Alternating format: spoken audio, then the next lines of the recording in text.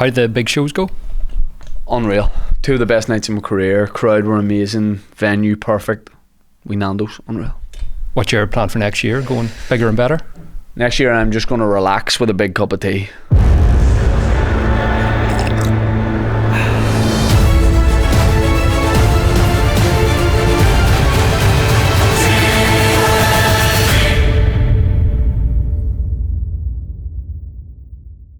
Sippers get ready.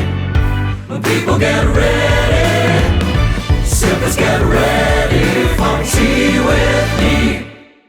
Sippers, welcome to this episode of the Tea With Me podcast with me, Shane Todd. Before we get into this episode, let me tell you a couple of things about a couple of little things.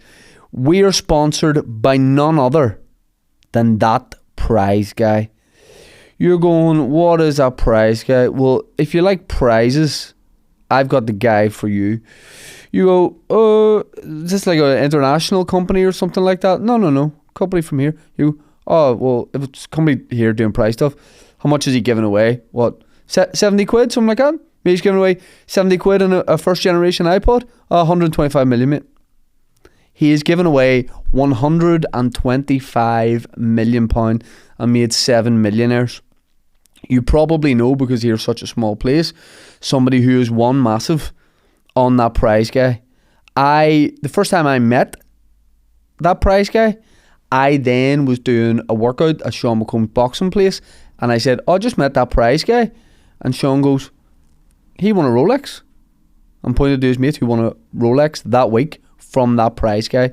Huge cash giveaways, sometimes smaller amounts where you pay like literally a couple of pence or a couple of pounds. Look at the website here. He's got a caravan, car and jet ski, or 150 grand. And tickets for that are probably 50 quid. Yeah, 90p. He must be mental. There's some... I think when he sends that to his website guy, he's putting it up wrong. You think there's mistakes? I think That Prize Guy also has that website guy, and anyone he works with is That Something Guy. The next millionaire he's making is the 23rd of February. If you don't believe me, go to thatprizeguy.co.uk and see what he's all about. I have to tell you that we are doing a huge live podcast in the SSE Arena in Belfast on the 23rd of May 2025. It's going to be big. It's bold. It's bravo, you know? It's bravissimo. It's going to be big. There's going to be, your favourite comedians. So things you expect, some of your favourite comics, some of your favourite TV regulars. But there's going to be things that you don't expect. Okay? Maybe we have surprises. Okay? It's going to be a fun time. I don't want to give too much more away. What I will say is we've oversold the sort of theatre setup in the SSE. We've made it even bigger. We've expanded it. There will be a point where we can't do that anymore. If you want to come, tickets are in the description. Go on Ticketmaster. Come see it. If you want to watch any of the older podcasts, go to our Patreon, where we've just put up our Waterfront Hall episode with Mickey Bartlett and William Thompson. And coming up soon, we'll have, just exclusively Patreon, we'll have the Waterfront Hall episode with Dave Elliott and Andrew Ryan. And we'll have comedian Stars in Your Eyes. Yeah, before that, Stars in Your Eyes. That's what we do over on Patreon. Patreon.com/TeamMe Podcast. We've got the big specials, which is also, and we've also got like one-offs, and we do our Friday live stream and the bonus episode called The Special Brew that we do every Monday. This episode of the podcast, I sit down with John Nellis, who is, no exaggeration, taking the sort of football content world by storm. This is a guy from here, a bit like That Prize Guy. A guy from here doing massive things. John quit his job, which we talk about, in air traffic control. He was living down in Cork, and he had, what did he say at that point, 7,000 followers or subscribers? Yeah, when he handed his notice in. 7,000 subscribers, but he believed that he could make headway in what he was doing and grow what he has. And now he has 3 million subscribers, fans all over the world loving his content. He's got to work with some of the biggest footballers in the world. And don't listen to this and go, I'm not into football, I won't enjoy this podcast. Kind of what John was saying is he's not someone his content isn't based on you knowing everything that's going on in the football world or keeping up to date with it. He is making content that just happens to, it's football content, but it's not, everything he does has like a bit of heart behind it, and just such a down to earth guy who is living the dream. is absolutely living the dream, traveling the world, getting invited to this and that. He was at the Ballon d'Or ceremony. He's recently done videos with Gareth Bale, Kylian Mbappe, Zinedine Zidane, and he's just, what they say, 1 million subscribers in August. I think it was 1 million in August, so that's whatever, like 6 months. So just could have chatted to him for far longer than we did. So hopefully he'll come back on. He's absolutely brilliant. Please enjoy this episode of the Tea With Me podcast with my guest, John Nellis. It's just getting to the point where I don't know every player's name. And what foot they use. But I'm looking at some of the subs going, how do you get, no one's ran this by me. How do you get in the bench? I've never heard this guy's name. I think that's a sign that maybe you're getting older and losing touch with football a bit, because I would have known like every player, every team, even young players coming in, probably from like Football Manager, I would have known this name and that name. But when one sneaks in, you're like, who's this guy, G. Smith? Yeah. Get ready for this, right? We're going to start the episode in style. We were talking about mystery football shirts there. Yes. So recently, I live for this shit, right? I thought you were about to gift me one live. If you like this, I'll literally give you it off my back. Oh, you have it on? It won't fit me, but... A couple of weeks ago, so I have a big collection of football tops, and I have some that I've given to my son as well. And then I remembered, I have a literal treasure chest, a plastic treasure chest that we got in home base in about 1994, filled with football shirts, and it just clicked in my head, and I went, that's in my dad's loft. That's up in the loft. Did it get mouldy or anything? Perfectly fine. Okay. Because I was wearing the 95 red Man United top, sharp, with Cantona on the back. Authentic, like actual one? Authentic. That's mad. I have my own size. My wife got me from birthday like 5 years ago. Class. I Cantona on the back, and I was wearing it, and my son, who's 4, I'm big into Man United now, God love him, he doesn't know shit. Yeah. He said, Daddy, I love it, will you get me that top? And I said, don't sell them anymore. I go, if I'm right here, that top in his size is in that treasure chest in my dad's loft with Cantona 7 on the back. Call up Big Dennis, 75 years old, get up that ladder.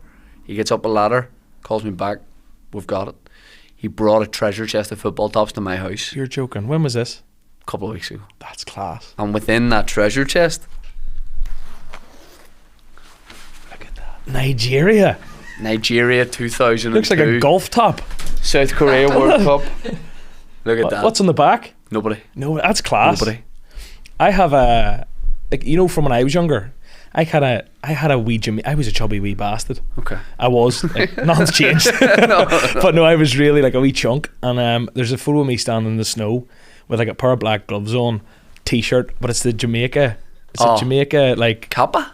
Yeah, yeah, like circa 03 type of time. Was it a yellowy shirt with a black collar? Yeah. I think Tommy McCarthy wears like a retro version of that. It came top. back in. And I have an OG photo of me wearing it, but I had actually, you know, kind of the throwback to old shirts. I had a lovely moment very recently. Here comes the first name drop of the episode. So keep them coming. when I was about, what got me into football was the 2002 World Cup. Yep. And I remember at that time. Are we the same age? I'm 31. Nah, I'm 36. 36? Yeah. Jeez, you don't look 36. Cheers. You look 44. I know. I was coming on too easy. That. Yeah. Anyway, no. So I got into football when I was probably 8. Kind of 2001, 2002 World Cup, blah blah blah. And I lived in like the Brazil top from that World Cup. I think you said Brazil. No wonder you got into football as a young age. Yeah. I lived in that Brazil top for like and it was my school uniform in that Brazil top and I had 2 of them. Was it this one just rotation. yellow? Yes. But I had 2 of them on rotation. Yeah. Because I wore it so much. Yeah. And long story short, kept them for years. As I said, I was a chubby wee bastard, so it still fits me now. Yeah. Which is mad. But I went to do like a charity game a few months ago and Roberto Carlos was playing. And I had the same Brazil top from when I was 8 or 9 years old and brought it over and he signed it. It's just one of those full circle moments. Unreal. It was lovely. So I have it now. It's squirted away. I think we should definitely name drop loads throughout this episode. Oh yeah? Okay, do I get a name drop password? Like no one listening to me like this guy is an asshole. No. But if you ask, I'll name drop, but I'm not going to try and bring them up like that one every time. So last time I saw you was at the Lauren game. Me, Michael and Dan were there. And you were shooting a video there. I already have done the intro, by the way, for this episode in case this feels mental. That we're just launching straight in. Raw dogging it. Launching straight in. and you were doing a video where you were trying to meet and say hello to as many current or former professional footballers as Yeah, possible. it was 100 hours to meet 100 footballers. Yeah. And you were like, just so many people here, don't know who's who. You came to the oracle of local former and present footballers. You picked out like 5 or 6 guys who were technically pros. And I wasn't even looking at them. I was literally, I felt it. You just felt their presence. Josh Robinson, Jeff Hughes, Albert Watson. And you were like, I don't know who you were planning to meet, but I was like, don't worry, this guy's 5 first team appearances for Carrick Rangers. Come on, come with me. Yeah, he's the a pro. Sherpa. Like, I was just this guy, this guy. Although, like, and at a game like that, like, everyone's probably played like decent level football at some point. I was introducing you to guys without knowing them. I was like, he's probably played for someone. But they were all like, yep, I have. And I was like, okay, you'll do. Because I was like, I need 100 of them. So I felt like a weird middleman. You were. No one would need that skill ever. I'm like, if you need to hook up for former Irish League players, give me a shout. Yeah, no, you definitely helped us tick a few off the list. Sippers, let me take a quick second to tell you this episode of the Tea With Me podcast is sponsored by our friends at none other than BetterHelp. What's better than help? We're talking about relationship green flags. A lot of the time people talk about red flags. A lot of content you see online is people talking about my red flag's this or this is a red flag. In terms of things we should avoid, but what are the things that we look for? What are the green flags in friends and partners? What is a green flag for me? I mean, I like it when you make tea for someone and then they also make tea for you. I don't like getting into a thing where it's like it's always me making the tea, but at the same time, I know that if I don't make the tea, it's not going to be as nice. But it's nice to share responsibilities like that.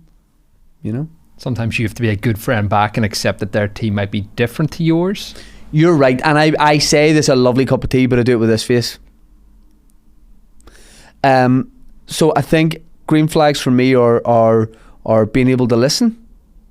Are sometimes nice. You do something good. Someone goes, "Hey, good job, or that was a good job you did."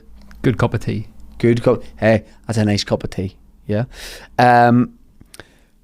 But whether you're dating, married, or building a friendship, or just working on yourself, it's time to form relationships that love you back. BetterHelp is totally online. You're going on someone who I don't like going to places. Don't like going into places to talk about my feelings. Hey, this is online. Do it in the comfort of your own home. It's affordable and convenient. 5 million people do it worldwide. You can discover your relationship green flags with BetterHelp. Sometimes people don't even know what the green flags are. You can find it out. Go to betterhelp.com/teawithme to get 10% off your first month. That's betterhelp.com/teawithme. Sippers, we're also sponsored by none other than our friends at manscaped.com, the number one in men's below the belt grooming. And I'm going to come out and say, I don't know if it's controversial, I don't know if they expect this in the read. Not just below the belt grooming. Manscaped are above the belt. Manscaped, here's what I always say. Manscaped, from your heels to your head. If they want to use that, they can. From your heels to your head. And probably these guys, sorry again. Sippers, we are also sponsored by none other than our friends at manscaped.com, the number one in men's below the belt grooming. And let me just come out and say it, above the belt grooming too. If you wear a belt around your forehead, they've got you covered for everything under the belt. They do. Here's all the places they do grooming products and great things for. Innovative products using top technology. They do your head, your cheeks, your nose, your chin, your ears, your chest, your, can I say this word? Anus? Never said it before, probably will never say it again. Your perineum, your penis, your testicles, even where else? Your treasure trail. Your treasure trail. They do it all. Listen, Manscaped have it all. The lawnmower, the weed whacker. You go, what the hell are these things? These are just great products, usually with things like wireless charging technology, travel cases, sleek design. They have look, you're looking at your lawn going, oh, that grass is starting to grow. What am I going to do though? It's cold outside. You need to look at your body with the same energy. Realise that sometimes you might need a wee Ed Sheeran. Manscaped.com, they have everything Great for yourself, great for a gift. Use the code TEAWITHME for 20% off and free shipping. The link is in the description. Back to the episode. I was blown away by your ability to just go up and talk to anyone. I think within reason, I can, but the idea of just like walking up, putting out your hand and getting that conversation going, and especially with the camera there, although the camera's not in the person's face, it's quite subtle, but the ability to do that, I wondered when you started making videos and content and going out and about, did that come to you straight away, or have you had to build that up? That is a good question, because I've never been asked that.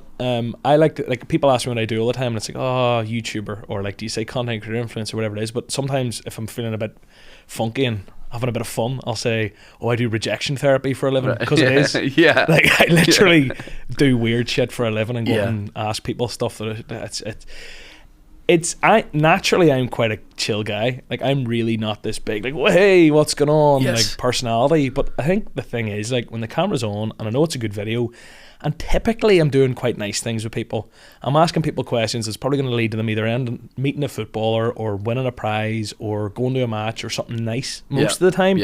I don't really do stuff that's like, there's no punching down, there's no malintent, there's no making a dick out of people, which makes it a lot easier, like, to go and knock a door, because it's like, I'm knocking their door to see if they want to come to a football match, or like, I'm knocking their door because I want to give them something. But yeah, I think at the start it was a lot harder whenever, you know, I think I did my first sort of stuff like that in public when I maybe had 2,000 or 3,000 subscribers. And the thing with content creators is now, and everyone can relate to this, we all know someone, like, locally or in our life who's like, oh, they think they're a wee content creator, look at them making these cringe videos and all. I was that guy. Well, to do it at any level, you have to have been have been doing it at a point where nobody was watching or whatever. Exactly. And everyone at the time thinks like, oh, look at this Egypt. But then it gets to the point where you get enough subscribers where it's like, isn't what he's doing class? It's this weird thing. You have to kind of battle through the cringiness of it all. But definitely at the start it was harder. And even you go up to people and it would be like, they give you the time, they're like, what's your channel? And you'd show them and they'd be like, oh, you know, whereas now it's like, what? You know, which is nice. Do you remember your first, what's the first video you were doing where you were going up to people and trying to make something happen? So going up to people that to approach them out in public, because I remember the first videos I saw from you were sort of in your house talking to camera, you know, with some graphics. So then what was the first one where you went out? It was in like the summer of 2022. We kind of, sounds like a song, you know, it sounds like it's gonna get into a really deep story here. We realized that like short form content was a big thing for us, and we went out in the streets of Cork. We asked people, basically guess the player's price in fantasy football, and you win it in cash. I wasn't giving, like, Mo Salah was like 13 million. I wasn't giving anyone 13 million. They were getting like €13, right? But that was the first thing, walking around asking people like, what's his price in FPL, and then if they get it right, give them the money. That was the first thing we did. And were you nervous doing that? I was a bit. I think it's very different when you do it at home as well. Like going out and doing it in like London or whatever, I don't really care, or Manchester or Liverpool. You see, like today I'm going to have to go and shoot something in Belfast because I try and stay at home a bit more now. So I'd be more nervous about that. It's a bit more, I don't know, it's a bit like, ugh, it's home. I think we're more awkward people anyway. Like in London, no one bats an eyelid, you're filming in the street, but we still have that thing of like, what's going on there? Like people stop and look. Whereas in those other cities, it's just nothing to them. There's so much going on. Everyone's doing it in those cities. I don't know as well. I feel it's like I can go over there and I come home and then I'm home. Whereas like when I'm doing it at home, it's like making an idiot out of myself in public. And you might see someone you vaguely know or whatever, and they're like, "Why are you doing this?" Well, they know what I do if I know them. I don't mind that. Honestly, it's got much easier now that I'm bigger, because now that I have more followers and more views and more people recognize me. If I just go and pitch up outside Victoria Square, the chances are a few people will come over and say they're hello. coming to you as and well. Once they come to me, I say, hi, you can get a photo, no worries, but here, can I get you for a video? And it means I'm actually doing a lot less like cold approaching, which is nice. Have you done one where you had this idea where you're like, brilliant, this will be great, you go out and film it and it just doesn't like wasted footage? We've came like scarily close to wasted days, but like thankfully we haven't yet. The worst video I'd say we've made, and I think it's came together nicely, but the closest we ever got to that was, you know, and this was a big learning curve for us in terms of like pre-production and like coming up with the idea, and just it was all puppies and rainbows, and we thought it would be amazing. We were like, right, face your fear, win VIP football tickets. Class, because you have to face a fear. It's great. And then like that, so we were like, what can you do? We looked up in London, like swimming with sharks. So you can go swimming with sharks in an aquarium over there. Right, okay. As you do. Yeah. So then we're out walking around like the Westfield shopping centre being like, right, here's what we'll do. We'll ask people, what's your biggest fear? Someone's going to say sharks because everyone's scared of sharks. When they say that, we say, right, we'll go swim with sharks. And then you'll get a VIP ticket. And they'll go, oh, I really want the ticket. I'll go and swim with a shark. And they'll be really scared. Reality is, they were more scared of like poverty and failure. Right. Everyone, I swear to God, no one was scared of sharks. There wasn't one person who said sharks. I was like, I'm scared of poverty. I'm scared of letting my parents down. And I'm like, man. And I was having to go then, what about animals? Like lions. I'm scared of going to the gym. My headphones don't work. Yeah. Just sitting there. Yeah, literally, it was answers like that all day. And then I was like, but we were in the place as well where like it was right beside West Ham Stadium. It was West Ham Man City. And everyone already had a ticket. Right. So it's like everyone who was there to go to the game. So they all had tickets anyway. And no one was scared of sharks. Right. So, do you know what I mean? Yeah. And I ended up at one stage, I was like, are you scared of it? And they're like, no, whatever. They probably did. Honestly, I'm not even joking. Everyone said like poverty. I was like, or hunger or something. I was like, right, what about an animal? Don't know. And I said, maybe something in the ocean. And she went, I don't know. I said, sharks? And you're like, no, I'm not scared of sharks. Probably whales. And I'm like, oh. Anyway, ended up finding the guy. Like clutch. End of the day, stopped approaching him, just started shouting, is anyone scared of sharks? Like, does anyone want to go to the match? And this guy is like, sorry, what are you doing? And then met him, and he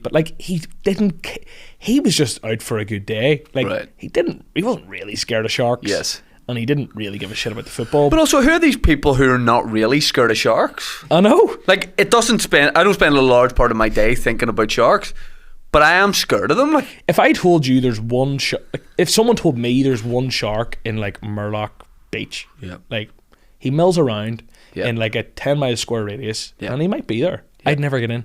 I wouldn't get in. Ever. No. So I don't get people who go swimming in like Australia or surfing. I think they are mental. I went swimming in Australia on Bondi Beach and was just swimming out. And there was quite a lot of people there, but it wasn't packed. It was like a Tuesday morning, went swimming out, and I was like, God, this is class, what a beach. And then there was a moment where I stopped swimming and just was treading water for a while. And then I wasn't that far out, I went, oh, what the fuck am I doing? Yeah. Who do I think I am? Yeah. And I swam back, but I was trying not to like flap, so it took me a long time. I'm calm, I'm in control. So I just like floated back in. But I am scared of sharks. But I guess in London as well, you've more important things to worry about, like the guys on mopeds who steal phones with knives. Yeah. Like if I said to you right now, like, what are you scared of right now? It's probably not sharks because we're not really going to encounter one here. But if I said to you, like you'd be pretty fucking scared of one if it was in a bath with you, like. 1,000%. Or a swimming pool. Any body of water. I'm terrified. I wouldn't be able to just sit and enjoy the ambience of the bath. Like, I can think of nothing worse. Honestly, I can think of very few things worse because you're literally like a fish out of water. It's the other way around. I can think of something worse. You haven't had the immersion on long enough. You got in the bath. You run it. And the shark comes not out. enough water in the bath, so you keep having to top it up. And your dad. I'd bring you up, but the kettle. How much water are you getting in that kettle? So and then if a shark were to appear, it's just the worst after. At that point, I'd probably just be open to it. I'd be like, throw the toaster in, babe. Eat me, yeah. I'm done. Eat me. Yeah. So I see what you mean. Where like you have a specific goal of like they say this, then I will be able to do this. But if they don't say this, you've got to crowbar it in. But I think like then like we did because that was early days, and I mean even like I'm not joking when I say you see booking the like shark swimming thing and paying £500 for VIP tickets out of our own pocket. That was like a big outlay for us. I didn't know you were. I assumed you had got some sort of hookup where you were able to. No, not in that video. That was early days. I mean, the video still did alright at the time, but like, I don't know. It was a big risk for us. Whereas now, I think we're a bit more savvy. I work very closely with a guy called Alex, like 50-50 on everything. He's the guy behind the camera, the brains, the editor, does all the sexy stuff. I'm just the idiot on the camera who does the rejection therapy. But we now. Whenever we have an idea, I'm much more like Debbie Downer about it and pessimist and be like, well, here we know the reality is. Yes. Because he'll have an idea, it's like, we're going to go and we're going to meet 100 footballers. He had that idea a week before. And I was like, there's not a mission we're ever meeting 100 footballers. Yeah. How on earth are we meeting 100 footballers in 100 hours? It's not even possible. We have no contacts. We don't know. And we just sent it and we did it. And I think through doing it as well, we made a lot more contacts we can now go back to, Yeah. because we forced ourselves to go out and be LinkedIn warriors and meet people and make new relationships. But all that said, now I think we're a bit more savvy as to what the reality of situations is. When back then it was all, as I say, sort of The first thing I remember seeing you doing, kind of out of the bedroom, if you like, is sounds weird. Was the Liverpool video where you wrapped doors all around Anfield? It was the first, and you brought the guy over. I thought that was beautiful. Like, it was really just. It was nice being able to do something really nice for someone who appreciated it. You're wrapping doors and basically being like, come and play at Anfield, come and have a kickabout. And it was a guy who, correct me if I'm wrong, but hadn't been out of the house much and hadn't been having a good time. Yeah. And just being able to deliver. Like, it's great when you're like, do you want to come and see a VIP match or whatever? Yeah. And it's just, it's in every man on the street. But when it's someone who, like, needs it and you can see how much it means to them, that's great. That's the best stuff. Aye. And it's, you can't really, like, you can, but we don't, like, pre-write that in a sense, or, like, look for that person. Yeah. The line I always tread so carefully is like the virtue signal line. Where, like, I want to do nice things and I want to be the nice guy, but I'm not walking up to homeless people giving them football tickets, because that just looks like I'm being a virtue signaling prick. Yeah.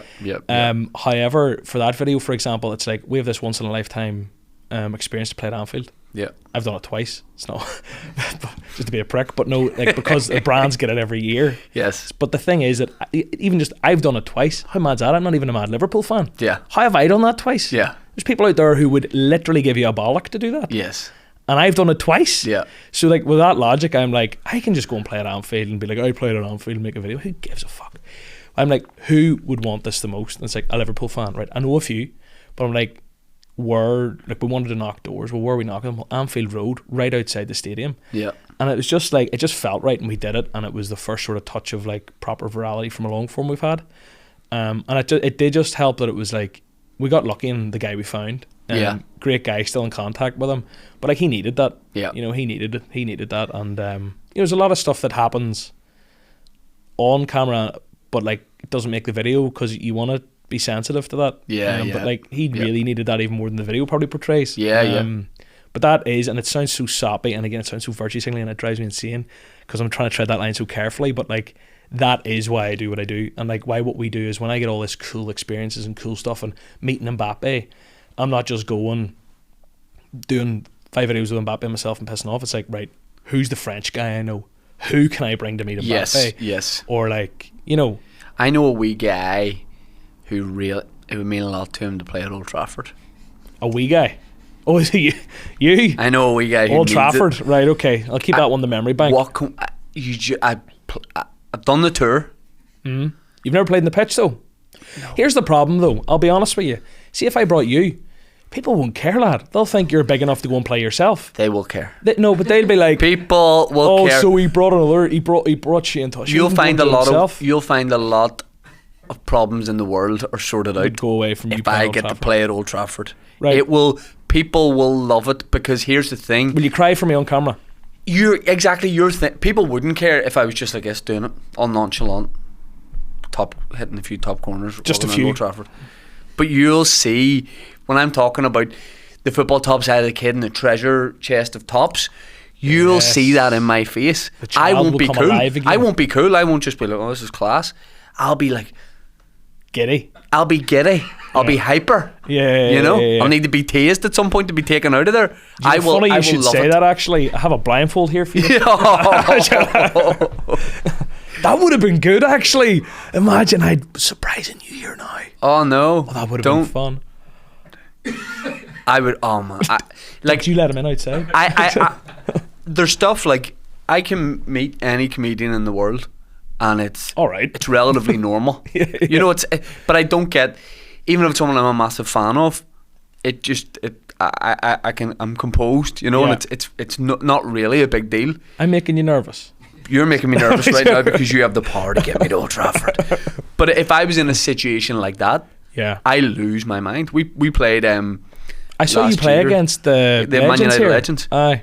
I'm losing my mind. I would have loved an invite to that, but you didn't give me one of those, did you? Well, I wasn't running that. I wasn't running the pitch day at Old Trafford either. But you are now. That was we actually talked about that on the pod recently, where that was like a charity day, and there was like kind of 3 teams playing against the United Legends, so there was like 3/3 the game basically, and I just showed up and I was like, the guy goes, "Oh, we'll have you down for the comedians team." I was like, "Yeah, I'm playing for all the teams against United Legends." He's like, "We'll get you a game." I was like, "No. I'm gonna start for all the. I'm not gonna leave the pitch." So I was running 3 kits throughout the day. I loved it, and it was. Yeah. See, just like, Did you sit Yap's down on his arse or something? look, Yap has had a great career. Okay, he's not peak Yap Stam. I didn't sit him down. I just kind of like. There was a point he sort of when I was gonna. Now, he's playing in something else I'm going to talk to you about that we do want you involved with, so I can't talk it up too much because he will fucking nail me in this game. But yes, there was a moment where I scored my goal. There was a moment where Yap kind of like, I don't know, he just kind of, like, he's played against great strikers before, but he just kind of, he didn't fancy, I don't know whether, I want to know what this is. Did you kick a ball at him or something? No, or? I didn't even. I think he thought Thunderbolt when it was coming to me. Right, okay. But I just nestled it. Right. But he thought like, here comes the hammer. Aye. You know? He saw those thigh muscles. But that was one of the best days of my life. Really? Who all was playing? 1000%. Poborski, Yap Stam, Wes Brown, Keith Gillespie, Paul Parker, Brian McClare. Yeah. So this is like my like when I first got into football at the age my son is now, they were the players really. Yeah. So it was so good. And then we're going to sort of announce this a little bit, but in May. Oh, a soft launch, is this? Well, let me check. Can I guess what you're going to tell It's a me? bit hard. It's a semi-launch. A semi-launch? Okay, baby. What do you think I'm going to tell you? You're going to tell me you're running some game at Windsor? Not Windsor. Ah. We couldn't get Windsor. We are going to play at Solitude. Well, there you go.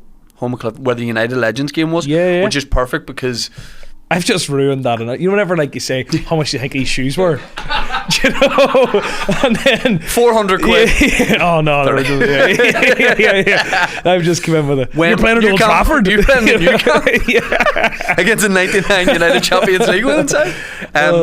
We're playing at Solitude. Class. How many seaters at? 4,000. Class. Roughly. I was sold out when we played the United Legends game, and the atmosphere is unbelievable. It's perfectly enclosed by Irish League Stadium.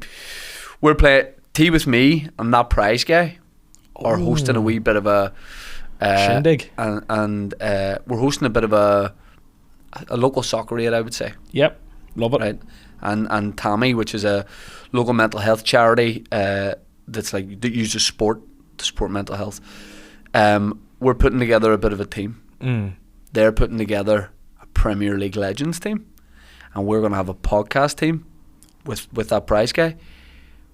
Previous guests are going to play against the Premier League 11.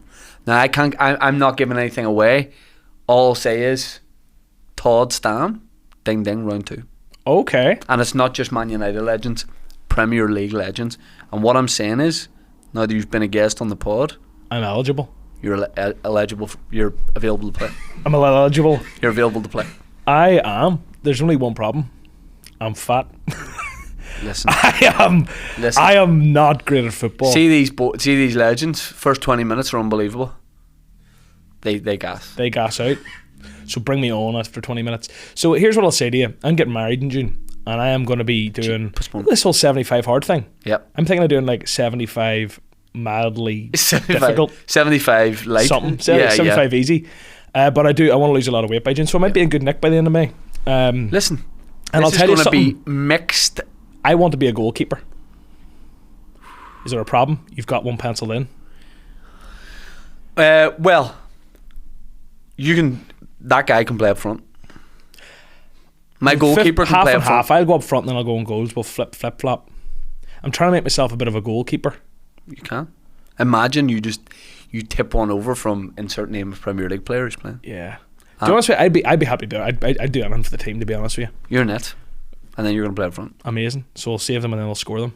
Or I'll do the opposite. What was it? It was like De Gea did the thing where he like let 11 penalties in a penalty shootout and then missed his. Was it De Gea who did that like last season? Did you see David James doing, I think it was at Anfield at half time?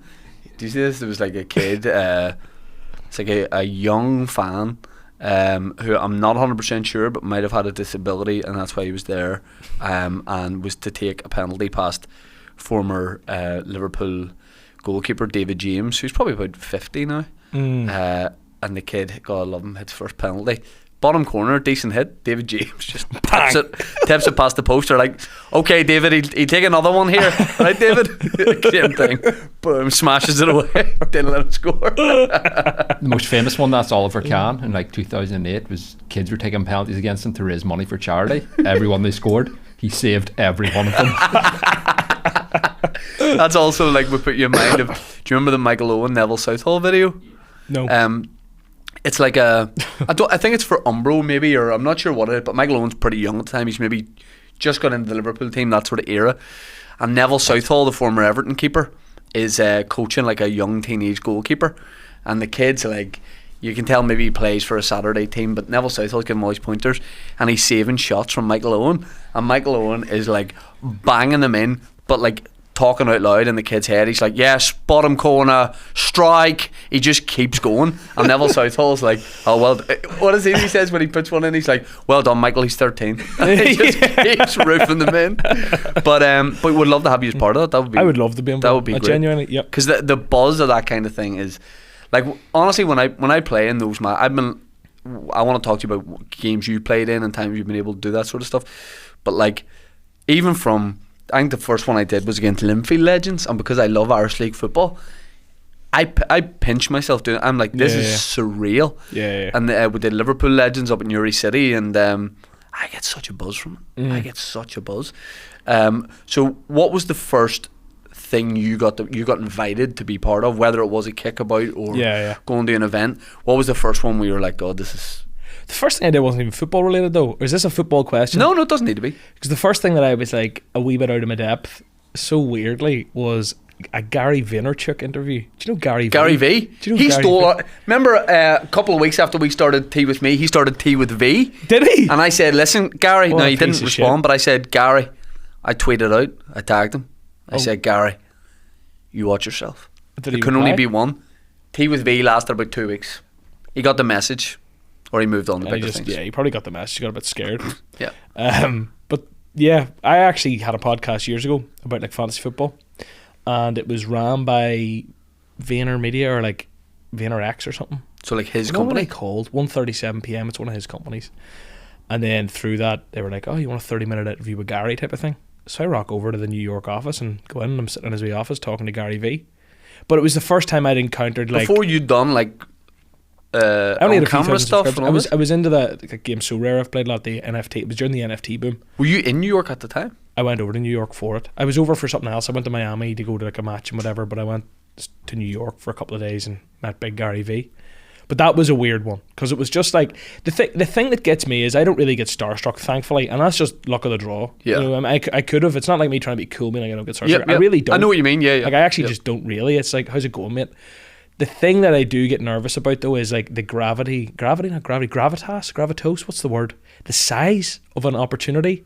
What's the word? Is there a word with Gravitas. Gravitas of a situation where it's like Gary Vaynerchuk, who's like the biggest grinder and hustler in the world, and he's always at it and he never stops. Yeah. If anyone listening doesn't know what that was me doing his accent. Yeah, no, wasn't it was me actually doing quite good. It wasn't bad. Yeah. But it's like he's took half an hour to his super busy schedule and he's worth millions Yeah. to talk to me, and it's like if you just go in and fumble it and talk shit, I don't know, it's just like it's more like you don't want to waste his time.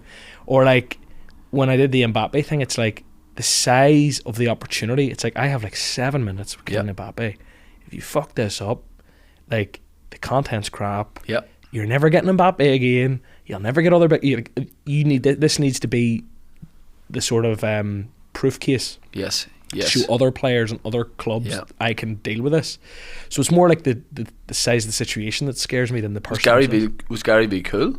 He was really nice, really friendly, really present. That was what I'd say about him. He was very present. Looked me in my eyes for 30 minutes and talked to me. I've had that before with like very successful people or very well known people where they do lock in for a short amount of time, and in that time you feel like nothing else in their universe exists bar you. It's that ability to make you feel like you're the most important person. Yeah. And then it's like done. Go to a lot of events and stuff, and the whole like networking bit. You're walking around, you're talking to people. The worst people are the people who are like looking over your shoulder. Yes. Like, they're talking to you, but they're not really there. They're looking around. Yeah. They're looking for someone else. Yeah. So The Mbappe thing, Zidane was probably the one I was most like. It's Zidane. Like, that's the one I would have picked. If Do you know my awkward meeting Zidane story that I haven't told? It's funny. So meet Zidane there, but it's like kind of like a wee, how's it going? Nice to meet you thing. And there's about 6 of us standing around. He's 2 agents with him, me, my camera guy, and one other. And he only speaks French and Spanish. So they're sitting there kind of chittering away and whatever else. And I'm kind of catching a few words, but they're on about like, who do you support? So someone's telling Zidane who to support and whatever, and coming around to me and whatever else. And then I kind of at the end of it, I'm like, like trying to again like not do the whole like starstruck thing and acting like he's God. And I was like, so he said, who do you support? Yeah. Like asking Zidane who he supports. And he's just like, he just looked at me and he was like, Real Madrid. Yeah. And I was like, oh yeah. Oh yeah, of course. I was kind of thinking more like a wee local, like him to go like Glentoran or Lisburn Distillery. Yeah. But no, I just felt like the biggest dick in the world. But then I think people like that probably appreciate more of a human side. Like, appreciate you. Sure, if you're a bit nervous, they see it. It's better than just being like you say, like trying to be cool or anything like that. But in that, like, the only time I've had maybe something like that, I've done a lot of stuff with the Northern Ireland team, and that's different because it's way more laid back. You're not like, someone's not going, you've 7 minutes with these guys, it's fine. Yeah. They just chat to you. You've maybe met them a load of times anyway, so it's easy. But Mats Hummels, when Germany were over here playing, we had like a case of like, you have 5 minutes, get over here now, you have 5 minutes with him.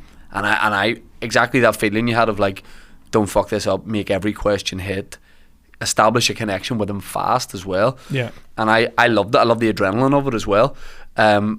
With someone like, say, Kylian Mbappe, is it like cold, as in, are you sort of like brought in, you're like 5 minutes, set the timer, or are they good at it depends. So it can be, it depends.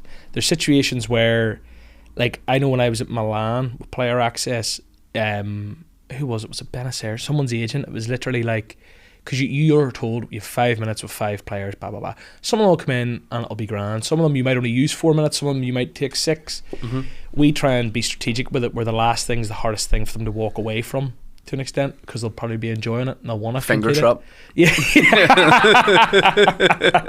But I nearly said Chinese finger trap. Is that what that is? I don't even know. Yeah. Probably. But sometimes you will get an agent going like, that's your time. It's time, and you'll be mid-shot. It's like, well, that video's dead. Yeah. Other times, if it's with, so like for example, the Mbappe thing was through the brand So Rare. Yep. So how that works is So Rare have paid probably an extortionate amount of money for 2 hours or 4 hours or something of Mbappe's time. He rocks in with millions. No. I don't know.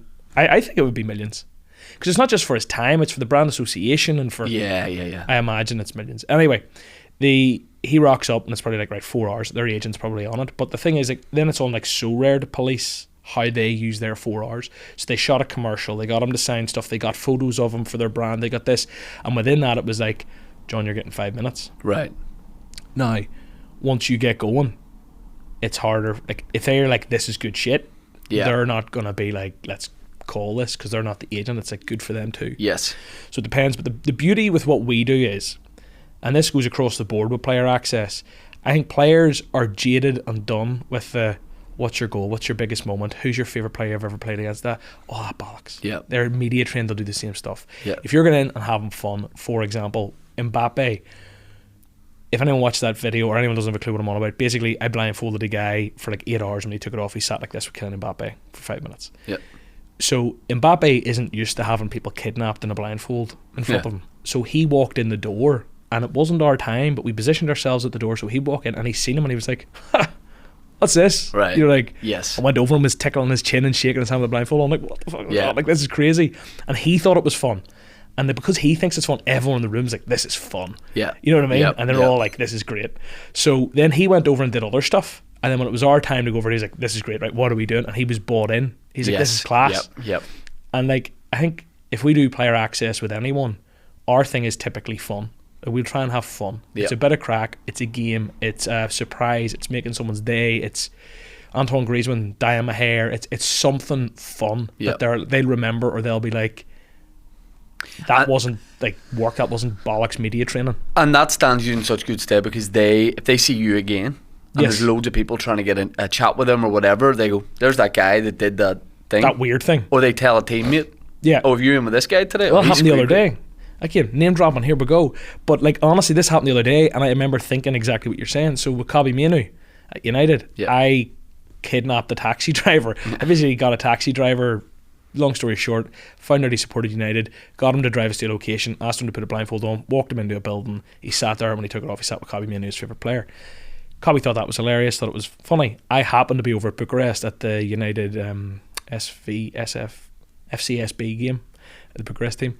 And Cobbie's walking out, and I'm there with like UEFA doing something, so I'm like trying to shake hands with the players, walk out, and he comes over and he's like, what's happening, man? Like, how's things? And there's just that rapport. He remembers you were fun. Yes. You're not just some journalist who held a microphone up and asked them like, yes, where do you want to be in 5 years, Cobbie? Yeah. So it does stand you in good stead, I think. And you'll get sometimes after the shoots, like the players will go and find you on Instagram or whatever, because they're like, he did something fun, cool, different. That, how class is it when you get a follow and you go, look at that. I won, I'll drop a name, last week, and I didn't follow him.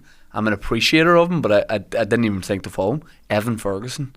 Oh, really? Right in Ireland, just out of nowhere, just drops a follow. And I was like, yeah. I just loved it's it. Nice. I loved it so much, because then in my head, I'm like, he's my mate now. Yeah, you know? yeah. Oh, yeah. Like, yeah. Game, respect, game. Yeah. But then I didn't want to come across too strong, because I liked one of his pictures, and I was like, nah, just chill.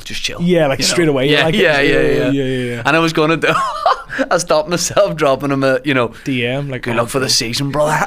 Yeah, I've been there and then ghosted. Yeah. Here, keep your head up, brother. We loan move for you in January. You'll be banging them in no time. You've got watching the talent, you kid. for years, kid. You're going right to the top. Aye. Don't think it's all instinct. Make it all instinct.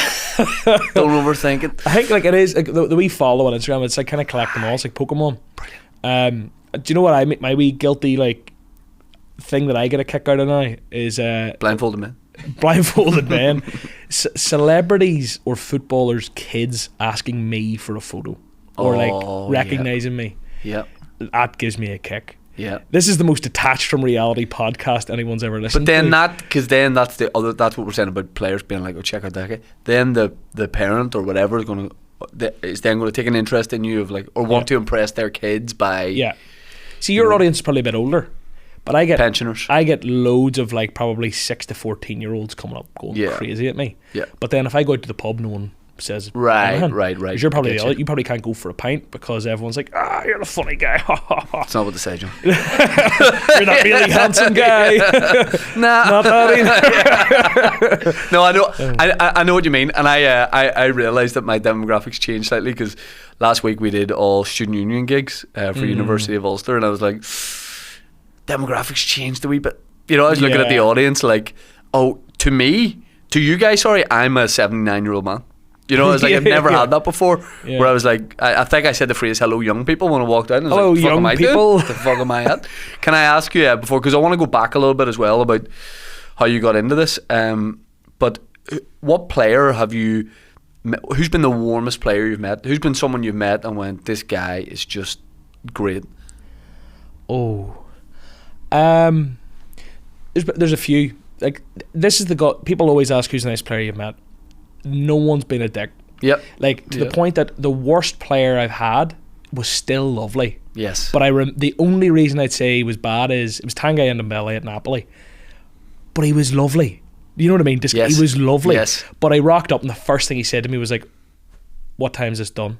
I have to go and pick up my daughter. Right. And I was like, oh shit. I was like, lad, it's 5 minutes. If he drives the way he runs, just based on his time at Spurs, it probably does take him ages to get to your school. But it's the accent catches a little off guard, by the way. So quite often I'll like say something, and they're like, oh, where are you from? And then they like, for some reason, give you a bit of a bye ball. Yes. But I said to him, verbatim, I went, tell you what, Tanguy, give me 5 minutes and you won't want to leave. You'll be my new best mate. Come on, we'll go and play some games here, it'll be a bit of crack. And he's like, bit of crack, what does that mean? And off we go. And he was great, lovely, very present, bit of a laugh, handshake, see you later, mate. Yeah. That's as bad as it's been. Yes. No one's been a dick. Yeah. They've all been lovely. One who I'd say like I have like a nice relationship with is Strahinja Pavlovic. He plays for Milan now. He's starting centre back the last few games. He was on the bench for a while. But I met him when I went to Salzburg and he was there. But he's just this big, lovely guy. Right. Very welcoming. I was just a wee YouTuber there, pinging around their training ground, asking people stuff. And then we were waiting on a taxi at the front and he was driving out going to like a youth game match that we were going to. He's like, he's going to the match. I said, yeah. He's like, do you want a lift? And I was like, oh, we've ordered an Uber. He's like, oh, no worries, see you there. Whatever, went there and sort of chatted to him a bit. But like, it was a nice kind of another, like, not full circle moment, but like I went to a Milan game recently and at the end had like access in the pitch. And I went up to him, he was like, oh, what's happening? And like Class. during the Euros he was playing and I'd sort of messaged him being like, oh lad, just seen you there, what a game. Yeah. And he's like replying like, you know, just post, I don't know, it's just like it felt like, it feels like a nice real Yeah. thing that's not just like transactional. Yep. You know, where it's like you come, you make content, you fuck Yes. off. It's nice whenever it's like, oh no, I'm just a guy too. Yeah. So Pavlovic is probably the one who I've like a soft spot for. I find that Simply with like, I think when have done like support or warm up for big name comedians, people go like, who's a dick? Yeah. It's boring how lovely everybody is, you know, and they're probably successful because they are good people. They're nice people. I assume like someone gets into what you're doing, they you know, maybe you do a journalism degree, or you come from that kind of background, and it's a very obvious transition into what you're doing. But you're bringing in planes in Cork Airport. I was. Yeah. Now when you land runway 35 kid. Now, were you like the guy with the Don't do it. You did it. with this? No. You can tell why I No. got sacked from City Airport. Did you work there? No, but look, I don't have the technique. Yeah. But were you? like Were you, were you the guy on the ground? No. Were you up there? Up on there? the tower. Yeah. Yeah. It's telling them to take off, land, turn right, climb, descend, all that stuff. Did you love that? I did. Genuinely loved it. I wouldn't. There's no job on this planet I'd rather do for someone else. I just YouTube kind of took. It started off as a wee side thing, and it got too big to kind of not just go and do it full time. But What was the point where you realised you couldn't do both? World Cup 2022. It was actually before that, to be honest with you. I left my job. The thing with air traffic control within Ireland is, I've said this before in podcasts, but it's like people have jobs. Like my partner, she's an engineer, chemical engineer. If she leaves that job in a few years, she can just go back. Yeah. It might be a bit harder, but she'll get recruited. She'll go somewhere. You're in that sector. Yes, you're tied to You that can sector. just go back. kinda. You see, with air traffic control in Ireland, basically what happened was everyone was getting trained. They were all going off to Dubai or the Middle East to make a fortune, and then they were coming back. And the Irish Aviation Authority were having to train them twice. They were training them when they arrived, and they were retraining them when they come back. Why things change? Like Things change, policy, procedures, ratings, which is like your qualification lapses, loads of things. They were getting retrained, and also they were losing staff and then having to recruit staff. And basically, they just said, I don't think it said on the books, but it's a blanket rule. It's like, you go, we will never take you back. Basically meaning like, if you come here, you're here, and if you go away, we're not taking you back. You That's can go, strong. but we're not taking you back. Yeah. So that kind of meant like, if I leave here, I'm done. You know, because you can't, to come and do it in the UK, for example, unless you go to like a private airport and like jobs mightn't come up that often, you might have to go back and train and start at a lower salary. Long story short, me leaving, I'm done. I handed in my notice, and no one leaves because of that, by the way. Yeah. Job breaks aren't a thing. No one leaves. Like, no one. A few more are starting to leave. But anyway, I handed in my notice when I had like 7,000 subscribers, and that was mental. Yeah. Like, that was mental. Yeah. Mental. But no one leaves. So whenever I did that, they were like, we'll give you half time. Like, we'll give you like a split thing or whatever. Yeah. Split shifts or whatever it is. Because you started mutiny. Pretty much. Honestly, I kind of started and everyone was like, okay, maybe if I say I'm going to leave, they'll give me that. But I did that then for a further 6 months. And then I handed in my notice on like the 20. The straw that broke the camel's back was they rostered me for Christmas. And it was the first Christmas they'd ever rostered me for. Now, you could argue you were due one then. Yeah. But the reality is that there are people who were willing to work Christmas because you don't really have to go in. They're from Cork. It's double time. Right. They live around the corner. They're essentially on call for the morning. Just don't have a few drinks in the morning, you're sweet. So I never had to work at Christmas because my whole family's up here. Yes, So yes. It would always be like, send the boys from the north home. People in Cork will work it. They won't really have to work. They'll get double time. Yep. We're happy with the time off. They're happy with the double time. I got rostered Christmas Eve, Christmas Day, Boxing Day, New Year's Day. And I just went, Nah, fuck that. I handed him a notice on the 24th of October so that I could walk out on Christmas Eve and be done. So that was the Like a struggle. reverse Santa. Yeah. Yeah. One in, one out. Yeah. High five in That's the way me done, past. baby. Yeah. That's funny. Is Ireland air traffic control a little bit more laid back? No, it doesn't. Air traffic I'd control doesn't imagine really we work were like that. more casual with it, you know? No, I think it's Like what runway am I globally- landing on? You're like, you just find a space, brother. Yeah, you know? brother. It is kind of like, no, it's very uniform globally, to be quite honest with you. There's a lot of very English is used globally for air traffic control, and it's just like the same words and the same structures and the same way of communicating. You ever like? Is it ever like a movie where like there's calls coming? You're like, we gotta do this, go there. Like, it's a fucking hectic job. Yeah, I think it so. genuinely is stressful at times. Like, it's what I would say is, you know, people who work in jobs that they've got 4,000 emails coming in a day. That's like chronic stress, and they're getting calls from their boss at 9 o'clock at night, and they're having to sort this out and deadlines and all. That's like a chronic stress. Air traffic control is like, when I'm not at work, I don't think about it, I don't care about it. No one rings me, no one messages me, I don't care. You see, when I walk in and plug my wee headset in, you're like in, yeah, and you're in for hours. Now, if that's in the winter and there's no flights, you just chill. Right. You might just be chilling. yeah. But of the time you're sat in work, maybe 10% of the time is like relatively stressful. You're busy. Yeah, yeah. 1% of the time is like, holy, like people could die. You know, Yeah, it's yeah. stressful. Yeah. But that's like 1% of your working hour. It's very rare. I'd be fucking terrible at that job. Yeah, not about it. Man, I can't concentrate on anything. Like, no. I love gaming, right? It's kind of like a game in that the stakes are pretty high, don't get me wrong, but like it's Yes. blips around the screen, don't make them hit each other. It's like a game. Yeah, you can't just like exit and not save it either, you know? Yeah, you can't just restart. It's I can't like I've never owned a console in my life. How weird's that? I don't have the That is a attention bit span strange. to game. I can't game. You said you played Football Manager. I that's on the piece on the Mac. But I mean, like, I can't like. Well, you can't hold and control. I think I've got an issue with thumbs. You're like, you game like this, don't you? Yeah, because people like headset on like that's gaming. Aye. With Football Manager, so I'll only play Football Manager if I'm on like a long trip. Say like when I was going to Dubai there, I'd play it in the plane there and back because I just hate, like, I get bored on planes. Or I'm going to America in March, I'll just play Football Manager every time I'm flying. But you know, I don't have the heads. It's a gentleman's game. Yeah, no, I It's a agree. refined gentleman's game. But There's no audio, really, is there? No. You need to plug in. I've heard of people putting audio on for the matches in it, but to me that's a bit perverted. I just have like a podcast going and I'm playing. Yeah. And I don't care about the matches. I just want to I want to run the club. Yeah. I want to make sure the finances are in order. I find it too in the weeds or something. It's very And I kind of didn't play it growing up, and then tried to download it like 2 or 3 years ago, and it was like, you know, like hiring assistant coaches and this and that, and like I just thought it was like too much to take in. I almost needed like a baby tutorial and build it up. See, I look for a club.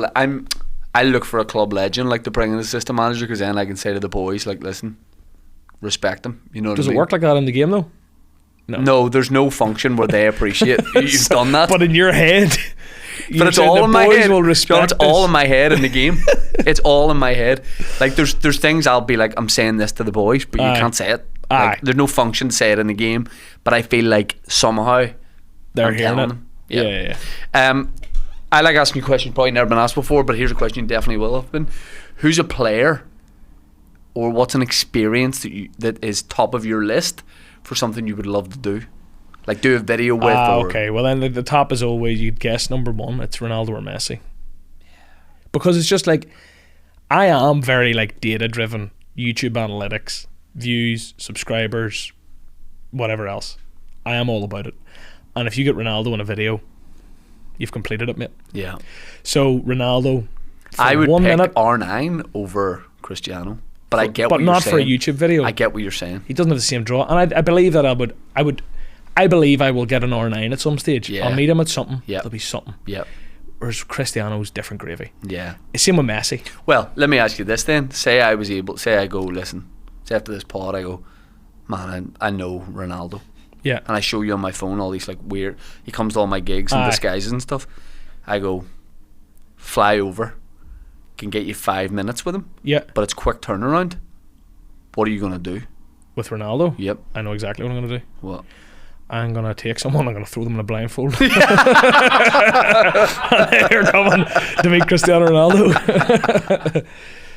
There's a few really good ideas I've got at the minute. Yeah. And that are cooking for different things, but none that I could do a tight turnaround with Cristiano in 5 minutes. It feels like if I like the possibilities feel kind of endless for what you do, and there's so many leagues and clubs and players that it must be hard to like work out your focus for like you know, because like you could just, I don't know, there's just so much to me that you could, events currently going on, there's clubs and players, and there's always something happening, so it must be from the start. You were probably thinking when you started this, like, you know, anything you were offered, you're like, this would be great, you jump at it. But now you're obviously in the territory of turning things down. Yeah, and that's very recent. Like literally in the last, I'd say, 2 or 3 months. Because it goes against, like, you feel weird turning anything down because you go, I need this thing to survive. I need to be saying yes. Yeah. To say no feels, it's scary. Like, it's definitely scary the first times you start to do it. I think, like, having an agent helps there. That's why an agent exists. It sounds so wanky, but, like, no, of course. The reality, I think, it's particularly in the last few months. I don't know if it's off the back of winning the TikTok award or the Mbappe video. The reality is as well, since like August, I think it was July, we celebrated 1 million subscribers. We hit like 3 million yesterday. There's a big difference there in terms of like demand. Yeah. So like right now, I am like, I'm not joking you when I say like I am like there's too much. I can't do it all. And the problem in this industry is like people will give me like 48 hours notice, or they'll ask me, do you want to do this with such and such? And I'll be like, yes, but we don't have a date. I'm like, great. But then they'll all come back with the same date. Yeah, and then it's an absolute nightmare. So then even trying to plan your like your next 2 weeks. I don't even know what I'm doing next week. Yeah. Like I don't know what I'm doing next week. Yeah. But there's about 4 things that could be happening. Yeah. One involves going to Dortmund. One's in America. One's in Dortmund. Dortmund. Do you like Dortmund or no? Dortmund. Yes. Dortmund. It's not with Dortmund. It's with a player. Does he play for Dortmund? He plays for Dortmund. Do that. Do it. Well, I'm waiting on him to confirm with me. We're trying. So this is where I'd love to see it going. Right, we do things that are a bit mad and a bit different. And where I wanted to go, I think, with the likes of Ronaldo starting YouTube, more footballers are getting into YouTube. What I want to be, you see, whenever you go through a brand, the brand's going to have some sort of creative brief, and they're going to, like, 9 times out of 10, they will dictate what you have to do, or like they won't give you creative control, and they'll be overbearing, and there'll be things that you have to fit in, and taglines and this is and that's and whatever. If you go through a league and you want a player, you'll probably have to include a minimum of like 3 or 4 clubs so that it's league content, not club content. If you go through a club, you'll probably have to include 3 or 4 players, so it's not player content. It's like, it's just, there's always an issue. There's always a problem. See if you can just go to a player and be like, mate, let's make a video. Then you just get to do whatever the fuck you want. Because the player's there and they're like, I'm game. So that said, what I would love to do is build more relationships directly with players, to be like, what's the crack, mate, with this video idea, you up for it? And then going, yeah, sweet. So, and we live in a time where, like you say, like Ronaldo's starting it, but those players have their own YouTube channels. Where they want to be, that's where it's mutually beneficial now. Like we I saw like a 1% glimpse of it. We were in Dubai. Precision FC are a team out there, and there's loads of like ex-Premier League players that play for them. Jamie Ward, Ravel Morrison, Harry Arder, Matt Loughton, and we were over doing a gig and shot like a video messing about with them, and the players are going like, hey, will you tag me in it? And you feel weird that you're like, surely you don't care about this, and they're like, no, make sure you tag me. The thing is that YouTube in particular is such a, like, a lot of people listen to this, again, talking to demographics, a lot of people listen to this might watch YouTube, but they probably have kids who watch YouTube. The thing with YouTube is it's such an art in terms of the algorithm and how you build a video and how the video is titled and thumbnailed and the structure of the intro and the structure of the video, that it's like, you look at Ronaldo and you look at his channel, right? He has millions of subscribers off the bat, and his videos will get millions because it's Ronaldo. The videos are actually made really poorly from a YouTube standpoint, and the thing is that they go out and they'll get 50 million views because it's Ronaldo. That it looks like a success, when the reality is he could get 500 million, or you know what I mean, he could get 250 million. So it's that opportunity cost. It's the same with a lot of, the point is that there's a lot of these footballers who come in and they're like, I'm a footballer, and they'll go and they'll try this YouTube thing, and they'll start a video wrong, they'll package it wrong, they'll title it wrong, and you're talking legitimate Premier League players sticking out a vlog and it getting like 10,000 views. That's mad. Because they don't know YouTube.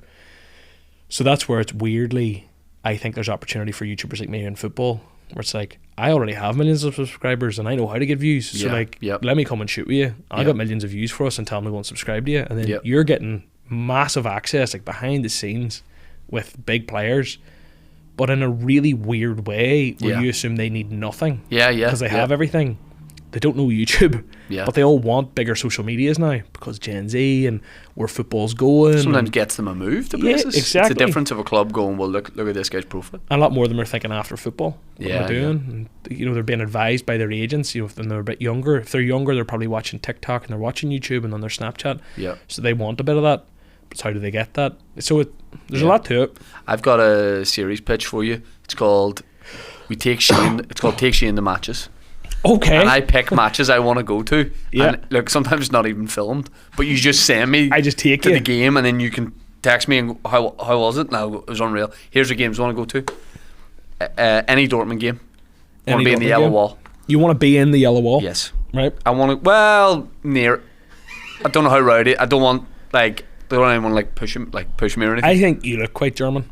I think you've 100%. Yeah, there's no issue. I want to bat an eyelid, just don't speak and you'll be fine. I want to go to the Boca Real derby. Yeah. I want to go to that. I want to go to... I've never been to a La Liga game. I probably want to go... I know it's not the game it was. I probably want to go to an El Clasico. Yeah. I'll not lie. Probably want to go to that. I've never been to an Italian game, so I'd like to go to Roma-Lazio. Roma-Lazio? But like again, away from... Not San Siro? Milan and Inter? A Milan derby? Is the San Siro getting ripped down or something? No, but I think Inter are building their own stadium. Okay. Okay, I'll go. Okay, you'll go okay if I have to. We'll go Milan derby, and then let me see one more. Celtic Rangers. Great game. Yep. I think, and I want us to build like a separate part of the stadium, like a neutral stand, like up really high, like almost out of the stadium. We're very high. Okay. You know, like those roofs for the stadium. I just get us a blimp? Just hot air balloon hovering over the stadium. Right. That'd be ideal. But yeah, I want to go to some games. Yeah. Cool. And I'll get working on the series. I'll just be there. I don't really know what I'm doing, or don't know what's different. There's no angle to it. Yeah. It's just like I'm like, oh yeah, I'm at the game here. And then shots of me with thumbs up the camera. And then I'll just put up like a wee post being like, he said it was, and it'll just be like, Beezer, mate. Yeah. Just quote me on that. It was good. It was good. He said the football was really good. If I was in your position, I'd be just looking so much like football gear. So what I get a wee bit of a horn for, to be honest with you, is I like have a running joke with my mate who I work with. You give me a wee look there, but I do have a wee horn for this. The just collecting random stuff, like, and I say this is for the attic, because what I love the idea of, and it isn't why I do it all. I'm not that savvy, but like a big thing I love about it is I love the idea. Can you imagine? You mentioned that treasure chest. Treasure chest in my dad's loft. So what I picture is, imagine now having a treasure chest of random signed stuff and memorabilia from games in the 90s or early 2000s. Signed shirts from players at the time, and wouldn't sell one on. It's exactly. So I'm currently making that chest, and my plan is like with my son and other kids I have and all, whenever they're like 25, just being like, look at this cool shit I have. Have you, the players you've been doing stuff with, why are we talking like this is like I don't not know, allowed. it's like, see the players you've been doing is it because I mentioned Horn? Have you? I think so. Have you been getting them to sign stuff? Yes. Yeah. Did you get anything signed from Zidane? No. Yes. Mbappe? No. Gareth Bale? Yes. Mbappe one killed. Can I have it? Who? Can I have it? So what I try and get them to do is, I'll say like, can you write like to John on it or something? Because I want it to be like, this is for me. Yes. I'm not reselling this. Yes. So like the Mbappe, or the Zidane one's like to John, Zizou or whatever. And then the problem with the Mbappe one is, so this is where like brands and whatever's come in and it melts me. So with Mbappe, we pitched an idea which was like, Mbappe send my YouTube plaque. We're like, it'll take him 10 seconds and it's done. And his team were like, it's not enough upside. We want bigger videos or whatever. And I'm like, but the problem is you're giving us no time. So it's like, we need things that are like him doing an action, and then I can tell the story building up to it. And yeah. But they said no to it. Because they said no to it, it meant that if on the day I'd went and asked them to sign something, it would look like I was going over their head. Yeah. But then there were other people on the day getting stuff signed. Yeah. But like, I kind of felt like if I had went and got stuff signed, it would have looked like I was undermining them. You maybe burn a relationship there. Yeah. So I just didn't. So with Mbappe, I got nothing signed, but it's Zidane, Bale, obviously like Kobe Manu and Griezmann. I think I have like random. I have so many random ones too. I like them just as much though, because if I've worked with a player, Yeah. I actually have one of Evan Ferguson. I love what you did at the Ballon d'Or ceremony with your shoes. Yes, That's a great video. Just getting a pair of classic football boots turned into a pair of shoes. I was in Belfast. To the Ballon d'Or. Is that what you got it City done? Heel Bar. Yeah, shout out the boys. I think it's Queen Street. There's a pair of boots I'm trying to get for this game we're going to play, this charity game we're going to play. And I told Paul, that price guy, about it. And Paul's the kind of guy, you mention anything, he goes, I'll get that done. And I'm like, you can't get these boots. It's a challenge. They're the original R9s, 98. Right. Brazil colours. Yes. I was Class. like, you cannot do it. But he's off on a mission to do it. I'd love the Ronaldinho kind of ones. Remember the ones where he like takes them out of the case and then starts kicking the ball The off original the bar? tempos. Yeah. But I had a story kind of on this recently. In that game in like November, the charity game I had, was it November, October, the Roberto Carlos one. For it, I had bought a pair of, Total 90s. Yeah. The gold kind of Gold and white? gold and like silver. Yeah. Proper Yep. Total 90s. And was wearing them. I'm not joking. You see, after a run, now I played the game in them. I played a half in them. So there's a thing with like Nike, the way they used to make their shoes, and strangely someone told me this like the week before, and I didn't put two and two together with my own shoe. It was the guy in the City Heel Bar told me. Right. When I was in getting the football boots made into shoes, he was saying to me about like how people bring in things to get refurbished and it can't be done. Basically, a lot of companies back in like the 90s used to use this stuff that's almost like a foam that it hardens into like a shoe material, right? Whatever, but over time it degrades to the point that it becomes like mushy foam. Right. So you could literally just scrape the shoe away. It's really hard to describe. Almost like that sand that like kids get in the bath. Yeah. I don't. It just mushes away. Right. I thought nothing of it. Went out and started running around these Nike shoes.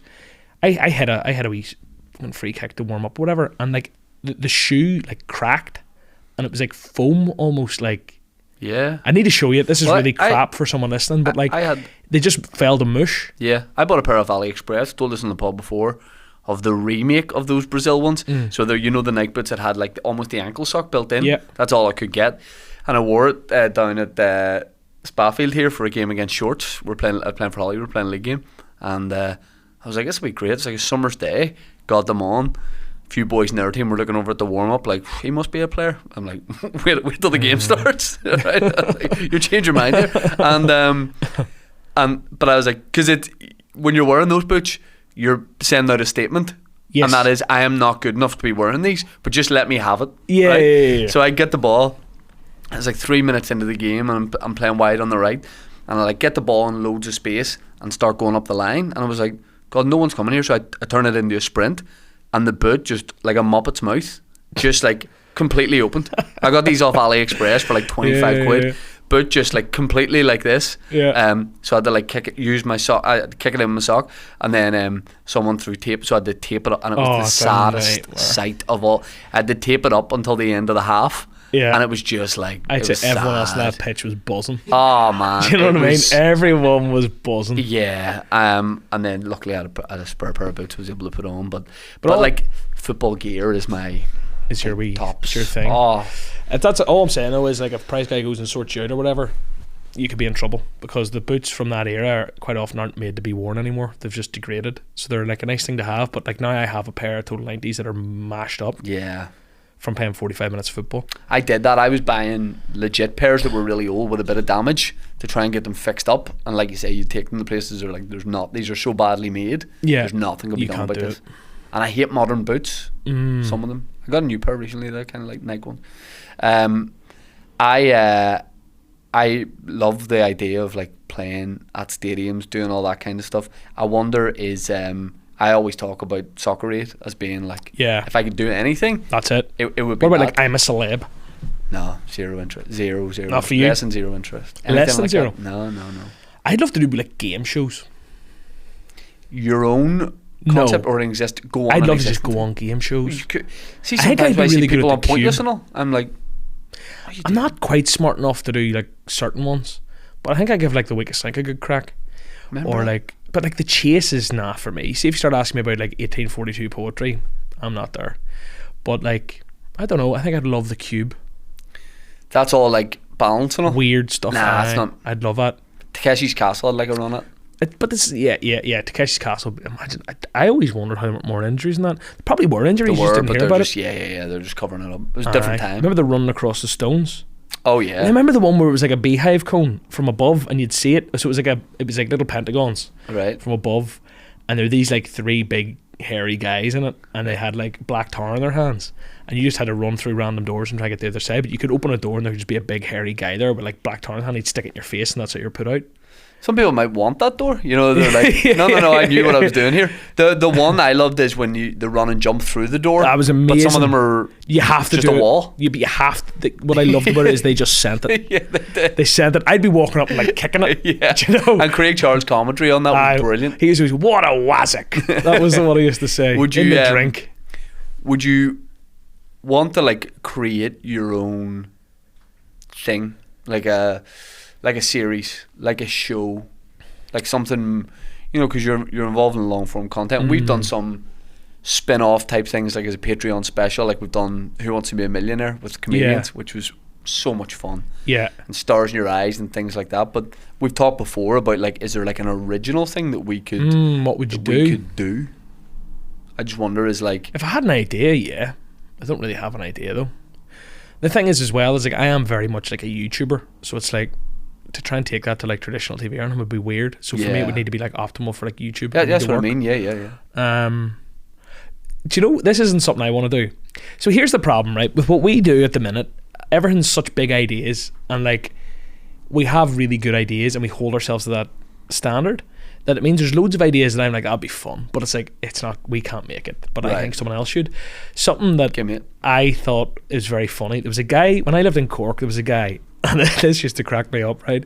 I might be getting it wrong. I have a feeling his name was Richie Roast. Now I have no idea what this guy's on. I haven't seen Richie him in years. Roast? Richie Roasts or something. Right.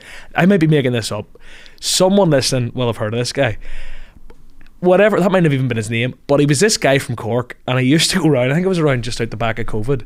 He would he used to do like a food reviews, but he did this thing where like every Sunday he'd go to some randomer's gaff and eat their Sunday dinner and rate it. Right? That's great. So you'd have these wee Cork mummies making a Sunday dinner, and he's sitting there going like to the camera, like, roasties are a bit soggy, you know, the carrots are good, you know, 7 out of 10 or whatever, and the whole family would invite him round, and he'd go round his wee shirt and he'd eat their roast. That's brilliant. It's hilarious. I like the idea within football would be like going around rating people's like football days out or away days. Yeah, or like, maybe your home game's better. Like you go with proper fans. Yes. You go and you have a few tins here, and then we go here and we grab a curry, and then we do this, and then we do like, what pub do you go to? Like I'd love to see like what's your football day. Yes. And do that at multiple clubs. Yeah. Problem is again with what we do, the beauty with what I do and the curse, but it's definitely the beauty and the reason I love what I do is that genuinely anyone can watch the stuff I make. It's not about football. It's loosely based on football. It's not about results. It's not about players. You don't need any prior knowledge. You can be any age. Something like 30% of reviewers are female, which is quite high in the football niche, which is great. Anyone can watch it, and that for that reason, like we wouldn't do something like that, because I'm not going to a Plymouth game and doing that because it alienates everyone who doesn't give a shit about Plymouth. Right. I'm not even doing it United because it's only United fans. Only United fans, and it's you need the sort of context around that. Can I pitch you an idea? Pitch me the idea. I want to give you this disclaimer. My family do this all the time. I get pitched a million ideas. Me and Alex and the rest of my team, Jacob and Seb and the guys I work with, we have a great relationship where we know that 99% of ideas are a no. This is my family can't take it. My girlfriend can't take it when she says this is a great idea, and I go nope, and she's like, why? And I'm like, well, because the packaging's not right, or what's your retention strategy of all this shit. I've thought about pitch it to me, but I'm just telling you. I've thought about all. I'm very likely to say no. Does this not look like a guy who spends a lot of time thinking about retention? You see, strategy? If this is going to be me sending you to games, yeah, no, it's not. You send me to the Man United megastore with $1,000. Yeah, what's gonna happen? Here's the catch: there's no video. I just come back and tell you how it went. Right. You get access to a player. Yep. Doesn't matter who the player is. Okay, it matters. Yeah, it probably does. The player is Messi. Okay. Right? You're going, fuck, what am I going to do? What's the angle of the video? Do you want me to be a yes man here before you get into this? Nope. Okay, never, you want me to be truthful? Never. Okay. It's about like sentimental items Okay. So the game's called something like Smashed It. Okay. Something like that. Don't worry. I need to hear what the game is before I see if it's a Okay. good name. Okay. Right. You bring a sentimental, valuable item. Of mine? Yes. The player, you arrange to have some sort of sentimental item of his. Mm-hmm. But obviously it can be embellished. You know, It's like Messi's World Cup medal. a replica of an award he's won. Okay. But maybe not the medal I want, like more of like a trophy or a plaque. We're going to be kicking balls at these, are we? Top of the crossbar. Yeah. I just knew it. Right, top of the crossbar. That's it. Oh, and then we just take shots trying to hit each other's. Trying to smash it and break it. Do you know what? I'll tell you something. It needs fleshed out, but there's something in it. Because there's stakes. The stakes are that your thing is broken, which is good for YouTube. It's an insight into a big footballer's life and their sentimental item. Here's the videos. Here's the thumbnail. That's why Smashed It's good. Do you know The YouTube first second. thumbnails are going away from that? Right. The overly embellished, shocked face. Well, then it's this. So you and Messi just like, Yeah, I don't know. I'm trying to think what that thumbnail would be, but yeah, we'd probably do that as a short. We wouldn't do that as a long form. I pitched it as a short. I think it's a good short. I think there's something in that. This is Messi's World Cup medal, and today I'm going to try and break it. That's probably how that would go. No, flip it. Today I'm going to break Lionel Messi's World Cup medal. And then Messi, they're going like, ¿Por qué? Yeah. Or whatever. And Is your YouTube. You've had your YouTube plaque signed by certain people. It's Yeah. up there. you could break. put the plaque would be a good one. Yep. There are things you do. People, I'd love to get to the scale one day where you could do stuff like, people have definitely done this though. You know, like the Lamborghini parked, and it's like you're there with your goalkeeper gloves on, and Messi's picking balls trying to like hit your Lamborghini type of thing. I don't own a Lamborghini. Is the problem? Do you remember Nakamura, who played for Celtic, was hitting Yes. free kicks through the window of a moving bus? I don't remember that. Phenomenal. But it doesn't surprise me. He was just doing it. Did you ever see the Ronaldo documentary? It was Cristiano Ronaldo back at the peak of his powers in United. And he did all these challenges like kicking a ball through like glass panels to see how many he could Yes, break. And- for Sky. It was for Sky. but there was an amazing thing he did in that. So they had him and they had Ronald, who was a Sunday League player, to compare. Right. So it was like Ronaldo and Ronald. And Ronald was just this fat geezer from Birmingham or something. And basically, the one test that really, like, I was like, that's incredible. And at the time, because I was young, I thought, like, Cristiano Ronaldo was gold. Yep. It's confirmed now. They did this thing where, like, a corner was taken and he had to head it in. And he did that, and he headed in, no worries. Then they did it where the ball was kicked, and after maybe half a second in the air, the lights went out, and he had to still score it. But it was to show that he knew where the ball was going to go, and he'd already tracked it, and he was already moving, and he scored it. Then they did it where the lights went out the second the ball was kicked. So the second the ball moved, lights out, and he stands there, and he just shoulders it in. Right? The lights out like night vision goggles. Then your man's running up and the lights go out before he even kicks the ball. And Ronaldo's standing there and I'm pretty sure he sticks it in the net. This sounds like bollocks now that Well, I'm... it doesn't have easy cards. But I think that... Well, that's true. Part of me wonders, was the light's not fully out? Yeah. But the way they were trying to say it is that he can see by the way the person's leg is moving, Yeah. how the ball's going to be kicked and where it's going to go. Yeah. Now that I've told this story, I didn't think it before getting into it. It sounds like a bit of embellishment. It sounds like there might have been a bit of funny business going on here. But at Yes. the time, I thought it was incredible. Yeah.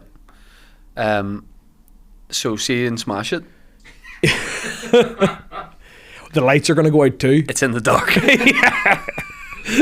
And the water level's rising. Night vision goggles. There's something in night vision goggles, actually. I might put that on my wee list. There's definitely Can I Score a Goal in night vision goggles. That's an what idea. it's called. That's going on the idea. Can I score in night vision goggles? Yeah. I have a wee idea. So night vision goggle idea. You're playing at the new camp at 2 a.m. Pitch black. Here's the hook. You're telling people, wrap doors around Barcelona. Do you want to play at the new camp? Guy's like, yeah, amazing. Right. 2 a.m. Now, let's go. It's all dark.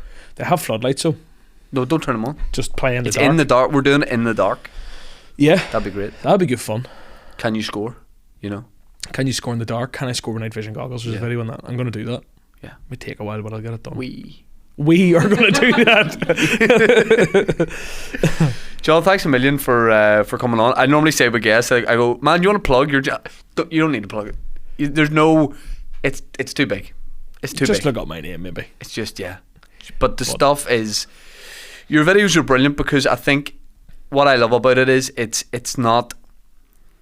It just feels like you're there watching it, and you feel like somebody. I obviously know you a little bit, but it feels like somebody you know. I think if people don't watch it, that's what gets people in a lot, is you and how friendly you are to people and all that kind of stuff. And it's great. It's just so engaging, and also just like you never expect people. We talk about this in the pod a lot, but you don't expect people from here to be around the world doing that sort of stuff. Yeah, you know, it is a bit mad. The Ballon d'Or was a real one where I was like, what? I'm sure that was a moment where, like, is there anyone else Irish here? I don't even know. Well, if it had been a few years, Jimmy Nesbitt would have been hosting it. He probably would. A few years ago. Remember, he did. He actually did. He actually? Yeah. And Jimmy Nesbitt, he's everywhere. He got so much shit for the he was wearing a wig. That's mad. But you're like, why not? Yeah, hosting the Ballon d'Or. But what is crazy, like, because I'm going doing all this mad stuff. But the thing is, I'm from here, I live in Belfast, and I do want to do more locally. So thanks for having me on. I really enjoyed this. But like, whenever you reached out, I was like, yes, because I want to do more at home. I want to do more podcasts. And you know what I want to do? And you like meeting footballers. It's nice. See, when I go on podcast, a minute, it's always like talking about me. Yeah. Because like, I want to. I just want to go and talk about random things. Yeah. You know. So maybe I'll do more podcasts down the line. But really enjoyed it. What was the last thing you saw at the cinema? If you want to talk about random things. Last thing I saw at the cinema was Sonic the Hedgehog 3. Thoughts? I thought so. I brought my 3.5-year-old because he's big into Sonic. I thought it would have catered to him, but no, it's much more of an 8-year-old movie, I'd say. Right. A lot less cartoony. A lot of in jokes. Yeah. A lot of wee adulty jokes that you might get. Yep. But yeah. I haven't seen Paddington in Peru on Saturday. Who? Paddington in Peru. Oh yeah. Yeah. It was on over Paddington Christmas. 1. It was a long journey to go see it. Yeah. No, it was great. We've seen it before, but my son wanted to see it again. You just got the joke. I just got the joke. Yeah. But you know what? I've seen it twice. Saw it the first time, didn't like it because we love the other Paddington movies. I've Saw never it the seen second them, really. time. Great, really good. Right, so Paddington's on the list then. Paddington in Peru. It's great. Antonio Banderas is in it. He's the bad guy. Banderas, is he the guy who was in Spy Kids? Yes. And What a movie. He's Puss in Boots in Shrek as well. Yeah, he's handsome. He is very handsome. Yeah, but I remember like, Spy Kids was the thing. I went to see that in the cinema. Loved There it. used to be a cinema on not the Beersbridge Road. Somewhere in East Belfast, there was a cinema. It's not there anymore, and I would see it there, and I fancied the girl in it. Last week, was it? John, thanks very much. Sippers get ready. When people get ready. Sippers get ready.